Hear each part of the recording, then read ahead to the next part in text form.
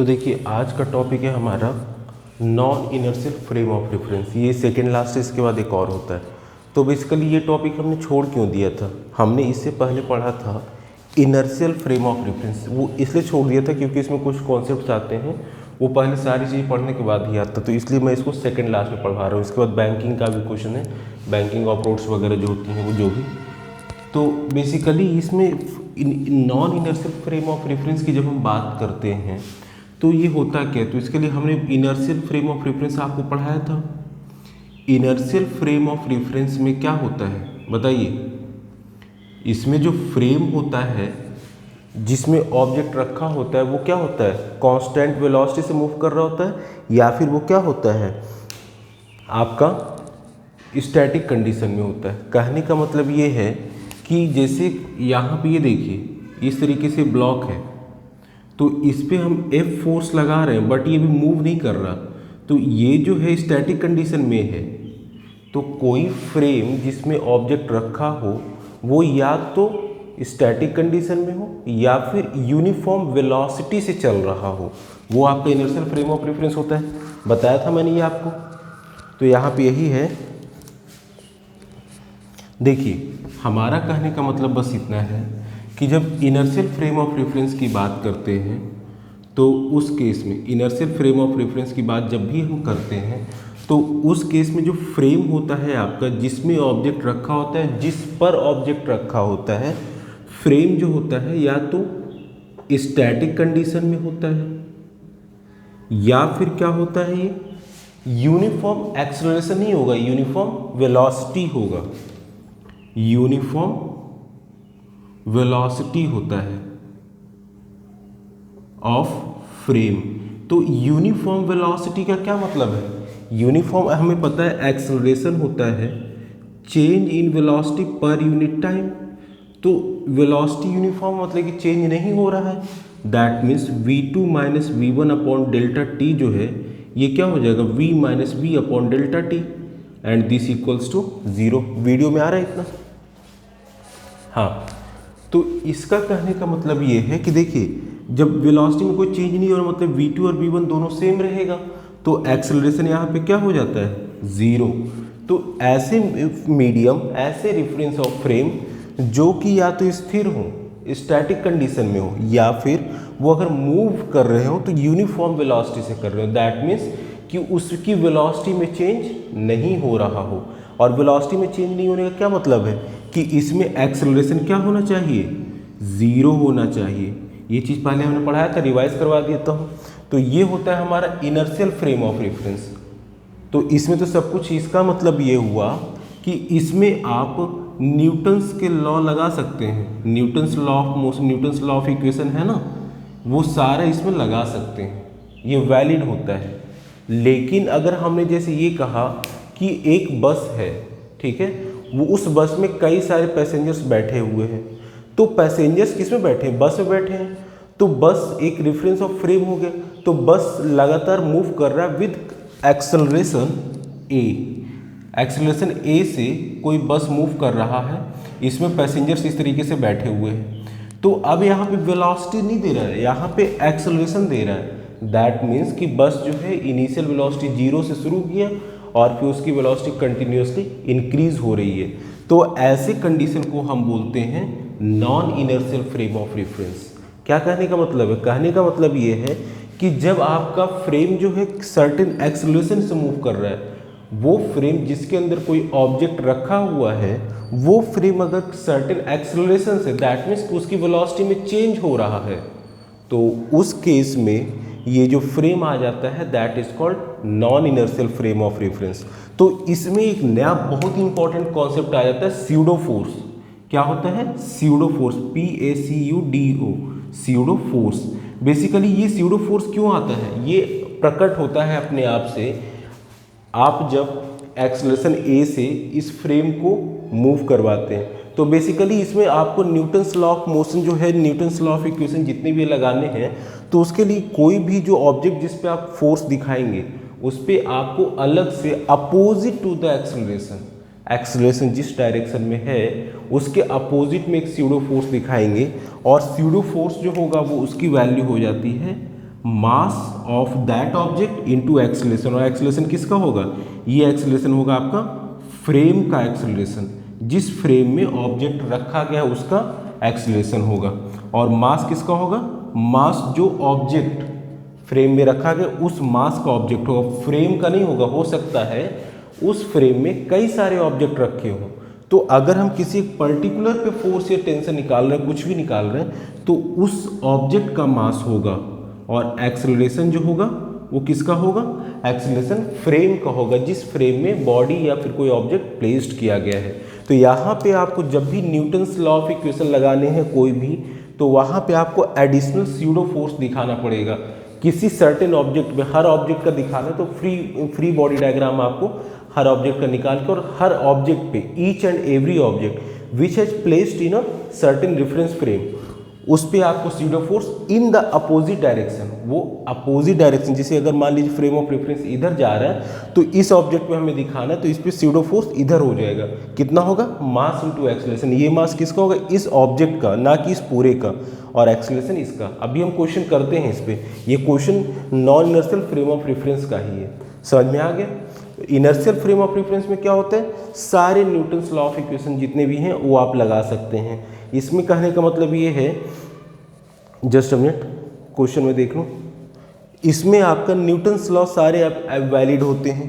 क्यों, क्योंकि इसमें जो फ्रेम होता है दैट इज, जिस फ्रेम में ऑब्जेक्ट रखा हुआ वो क्या है, स्टैटिक होता है, दैट मीन्स उसकी वेलोसिटी जीरो होगी, या फिर uniform velocity, that means zero velocity नहीं, यूनिफॉर्म मतलब कि एक सर्टेन वेलोसिटी, जैसे 6 किलोमीटर पर आवर है, तो 6 किलोमीटर पर आवर से थ्रू आउट इट्स मोशन, पूरे मोशन के दौरान, पूरे मूवमेंट के दौरान ये 6 किलोमीटर पर आवर ही रहेगा, चेंज नहीं होगा, तो उसे हम बोलते हैं यूनिफॉर्म वेलोसिटी।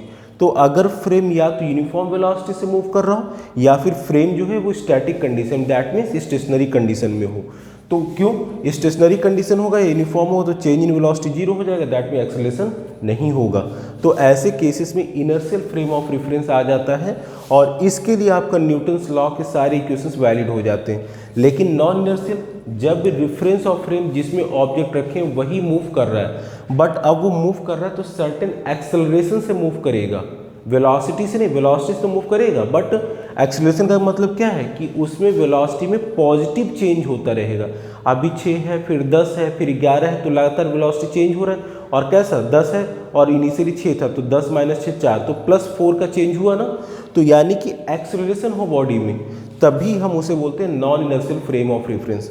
और उस केस में इस फ्रेम में जितने भी ऑब्जेक्ट आपके प्लेस्ड होते हैं वो सारे ऑब्जेक्ट पे एक एक्स्ट्रा फोर्स लगाते हैं, that is called pseudo force. इस स्यूडो फोर्स की वैल्यू कितनी होती है, मास इनटू एक्सेलरेशन। एक्सेलरेशन आपका फ्रेम ऑफ रेफरेंस का रहेगा, मास हम उस ऑब्जेक्ट का लेंगे जिसके ऊपर हम फोर्स निकाल रहे हैं। ये क्वेश्चन उसी का है। देखते हैं क्वेश्चन में क्या कह रहा है।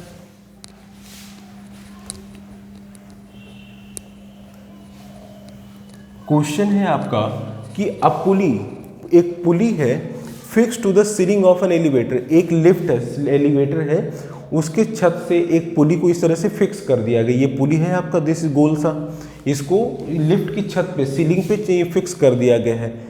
Elevator car carries a thread, और इस पुली पे देखिए 2 धागे आ रहे हैं, थ्रेड मतलब कि रस्सी, धागा जो भी समझ लीजिए, ये इस तरीके से, whose ends are attached to the masses, और इस रस्सी जो थ्रेड है इसके दोनों एंड पे 2 ब्लॉक M1 मास का और M2 मास का 2 ब्लॉक हमने लगा दिया है। अच्छा, अब हम जब यहाँ पे लगा दिए, the car starts going up with acceleration A0। अब यहाँ देखिए ये जो दोनों ब्लॉक जो इस पुली से अटैच्ड है थ्रेड A के जरिए, वो क्या है, ये एलिवेटर जो है, लिफ्ट है, इस फ्रेम ऑफ रेफरेंस में रखा गया है, और फ्रेम ऑफ रेफरेंस भी क्या कर रहा है, मूव कर रहा है ना सर्टेन एक्सेलरेशन से। ऐसी बात तो है नहीं कि नहीं मूव करेगा। क्वेश्चन में कुछ और भी चीज़ें हैं वो मैं बता देता हूँ आपको। हाँ, यहाँ पे दे रखा है M1 is greater than M2, ये जो दे रखा है M1 is greater than M2, यानी कि जो ब्लॉक M1 है इस पे मास जो है M2 ब्लॉक से मास ज़्यादा है। तो जाहिर सी बात है, देखिए जब ब्लॉक ज़्यादा हो तो पुली पे ये नीचे क्यों रहेगा और ये ऊपर क्यों रहेगा। तो अगर कोई बंदा अंदर यहाँ पे खड़ा है तो वो देखेगा तो क्या देखेगा कि ये उसके लिए पूरा क्या रहेगा, स्टेशनरी कंडीशन रहेगा। लेकिन बाहर से कोई देखेगा तो ये देखेगा कि ये पुली भी जो है, ये ब्लॉक जो है इस पुली पे स्लिप कर रहा है, ये ऊपर की ओर जाएगा ये वाला, और ये नीचे की ओर आएगा। साथ में लिफ्ट भी ऊपर की ओर जा रहा है। तो यहाँ पे जिस फ्रेम में रखा गया, फ्रेम क्या है, वो आपका लिफ्ट है, एलिवेटर है। अब इस एलिवेटर में आपका क्या है, बेसिकली इस एलिवेटर का भी एक्सेलरेशन a0 है, यानी कि लिफ्ट भी ऊपर जा रहा है, उसके अंदर जो उसके छत पर जो हमने पुली लगाया उससे भी ब्लॉक ऊपर नीचे जा रहा है। तो यहाँ पे non inertial frame of reference है। क्यों?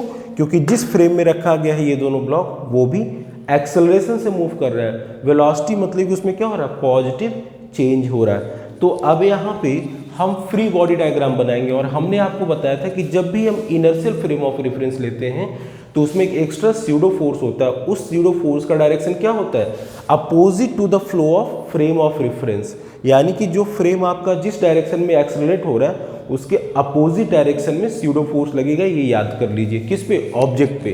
तो चलिए पहले हम ब्लॉक M1 का लेते हैं। तो ब्लॉक फ्री बॉडी डायग्राम हम बनाते हैं। फ्री बॉडी डायग्राम इसका M1 ब्लॉक का अगर बनाए तो ये आपका M1 ब्लॉक है, ठीक है। तो इसका मास कितना होगा, वर्टिकली डाउनवर्ड होगा, M1 इंटू जी।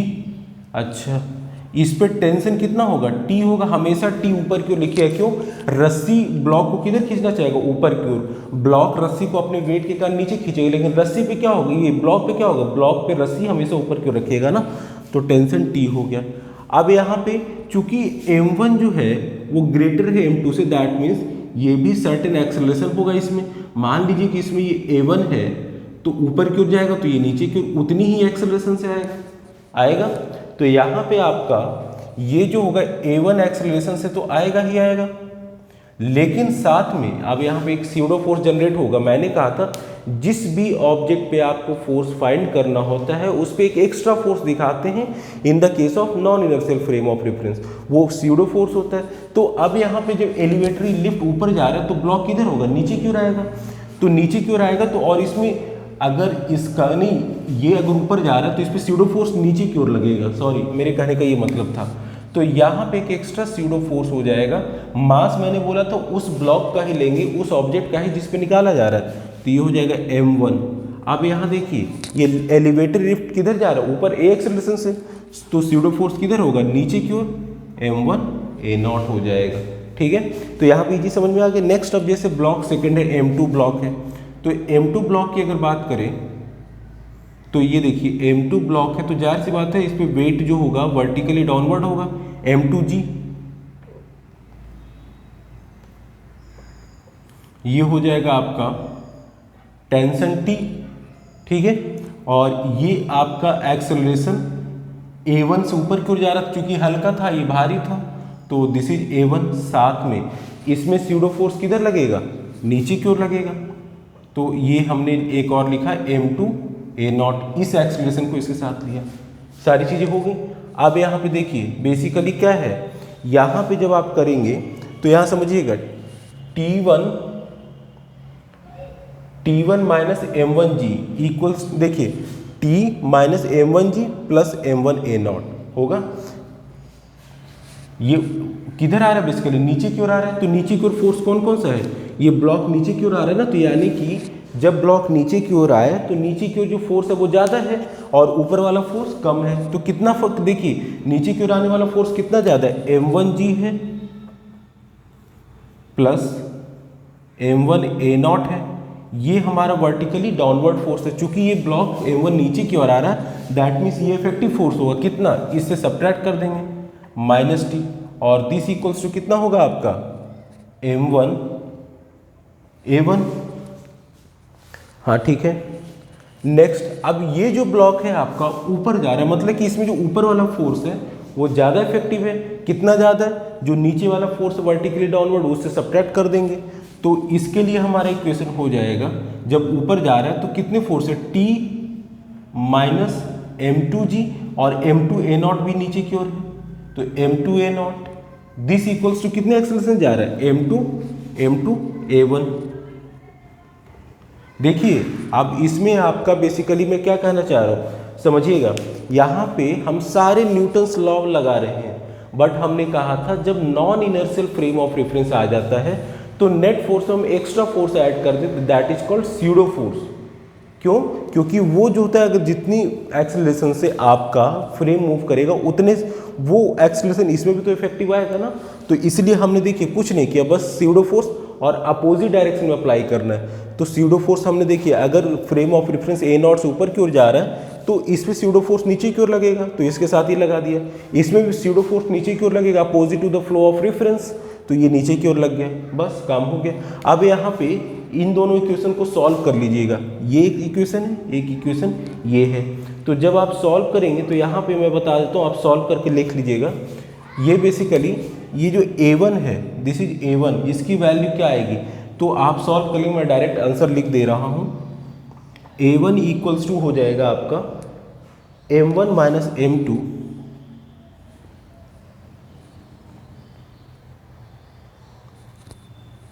M1 minus M2 into A0 plus G upon M1 plus M2।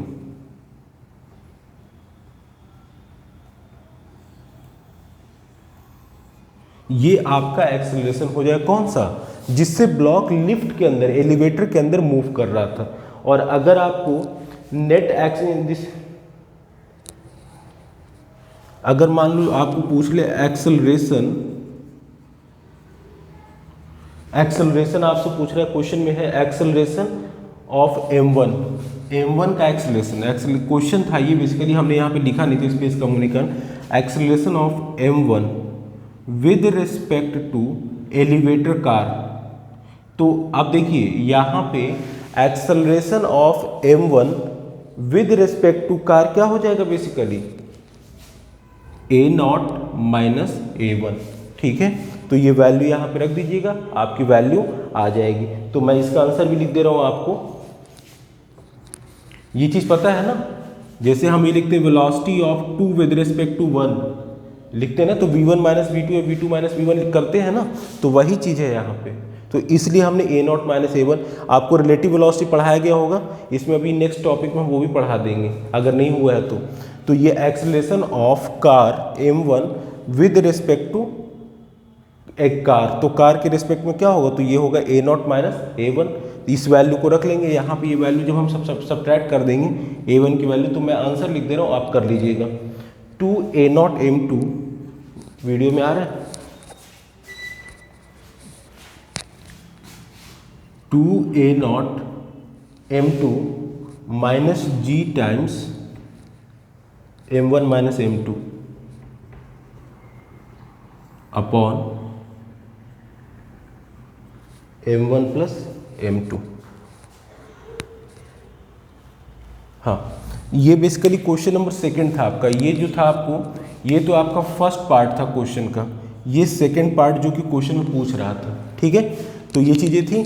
हमने non inertial frame of reference देख लिया क्या होता है। जब ऑब्जेक्ट जिस मीडियम में रखा हो वो मीडियम ही एक्सेलरेट हो, मूव तो करे बट सर्टेन वेलोसिटी से, जो वेलोसिटी कंटिन्यूसली चेंज हो, मतलब कि मीडियम फ्रेम ऑफ रेफरेंस जो एक्सेलरेट करे, तो उस केस में हम एक एक्स्ट्रा स्यूडो फोर्स सारे ऑब्जेक्ट के फ्री बॉडी डायग्राम पे दिखा देते हैं। और वो जो स्यूडो फोर्स होगा वो आपका जो फ्रेम और मीडियम जिस डायरेक्शन मूव कर रहे हो उसके अपोजिट डायरेक्शन में लगा देंगे, बस। उसके बाद फिर सारा वैसे ही नेट फोर्स की वैल्यू लगा देंगे, कुछ नहीं है, ठीक है। तो यहाँ पे हम ये समझ में आया कि फ्रेम ऑफ रेफरेंस अगर मूव कर रहा हो, जो मीडियम जिसमें रखा है वो ऑब्जेक्ट मूव कर रहा हो, तो हमें कुछ नहीं करना है, सिंपल एक स्यूडो फोर्स लगाना है। वो स्यूडो फोर्स का वैल्यू होगा मास इंटू एक्सेलरेशन। उसमें जो मास होगा, हम जिस ऑब्जेक्ट का फ्री बॉडी डायग्राम बना रहे हैं उस ऑब्जेक्ट का मास लेंगे और साथ में एक्सेलरेशन किसका लेंगे? जिस एक्सेलरेशन से मीडियम मूव कर रहा है। साथ में यहाँ पे एक चीज़ और देखिएगा कि जो स्यूडो फोर्स का डायरेक्शन होगा अपोजिट डायरेक्शन होगा। अगर मीडियम ऊपर की ओर जा रहा है तो चाहे जितने ऑब्जेक्ट हो सब पे हम देखिए M2 A0 M1 A0, pseudo force किधर है? नीचे की ओर है, ठीक है। चलिए, थैंक यू।